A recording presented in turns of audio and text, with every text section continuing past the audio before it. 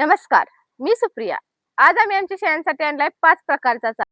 त्यामध्ये आहे आंबा, धामणी, हा आहे निळंबीचा चारा, सुबाबळ आणि हा आहे उमराचा पाला. दररोज वेगवेगळ्या प्रकारचे चारे दाखवण्याचे कारण असेच की एकतरी शेळीपालन शेतकऱ्यांना माहित नाही की शिवारात आपल्या मिळणारा फ्री चारा. आमच्या व्हिडिओचे उद्देश असेच आहे की शेतात लावलेल्या चाऱ्यासोबत शिवारात मिळणाऱ्या फ्री चाऱ्याबद्दलची माहिती तुम्हाला मिळावी. बघा किती आवडीनं आंब्याचा आणि धामणीचा पाला खातायत.